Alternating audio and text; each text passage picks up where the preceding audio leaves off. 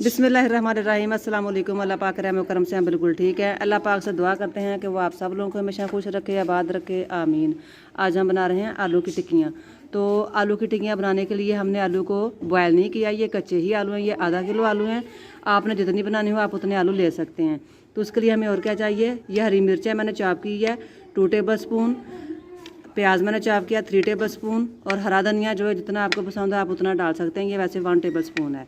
इसके साथ साथ हमें और क्या चाहिए, ये कुटी लाल मिर्च है 1 टेबल स्पून, सूखा धनिया है 1 टेबल स्पून, नमक हस्बे जायका, ज़ीरा हाफ टेबल स्पून, और जो बेसन है ना वो हम बाइंडिंग के लिए इस्तेमाल करेंगे। जितना आपको चाहिए होगा हम उतना इसमें डाल लेंगे, और हल्दी हाफ़ टी स्पून है।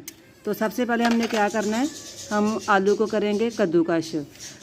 तो आलू को हमने पहले ही कद्दूकश नहीं कर लेना, क्योंकि अगर हम आलू को पहले ही कद्दूकश कर लेंगे तो आलू का जो कलर है वो चेंज हो जाएगा, आलू काले पड़ जाएंगे।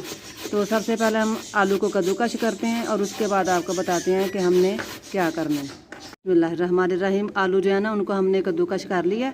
अब हम इसमें डाल देंगे ये मसाले, जैसे कि कुटी हुई हरी मिर्च है ये हम डाल देते हैं, प्याज चॉप की हुई प्याज डाल देंगे, साथ ही काटा हुआ हरा धनिया हमने वो डाल दिया। आपने इस चीज़ का ख्याल रखना है कि जब आप कुटी हुई लाल मिर्च,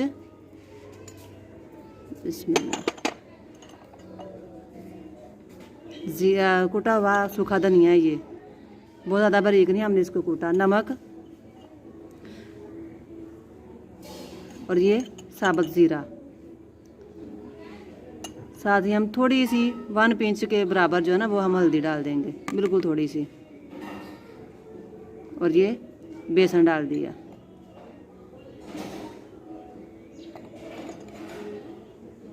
इन सारी चीज़ों को मिक्स करते हैं।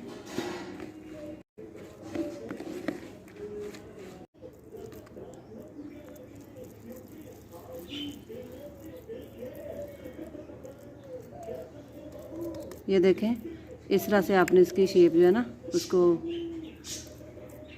इस तरह से इनको शेप देनी है। अगर आप मसाले के अंदर पहले से ही वो सारे मसाले और नमक वगैरह डाल देंगे तो ये आलू इतना पानी छोड़ देंगे कि आपकी टिक्कियाँ जो ना आपसे संभल नहीं पाएंगी। इसलिए कभी भी आपने पहले वो नहीं करना, नमक नहीं इसमें डालना। सबसे एंड में आपने आलू को कद्दूकश करना है, सारा कुछ रेडी करके फिर आपने इसमें डाल देने हैं वो सारे मसाले और नमक।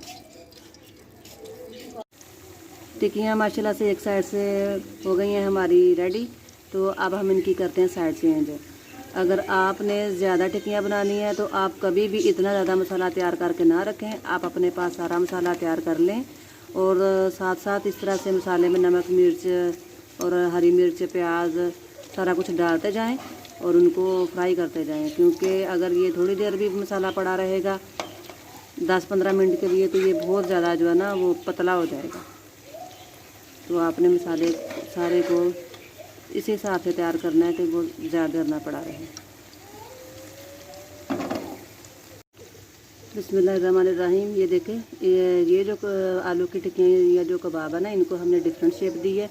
ये आपकी अपनी चॉइस है, जो भी आप शेप देना चाहें दे सकते हैं।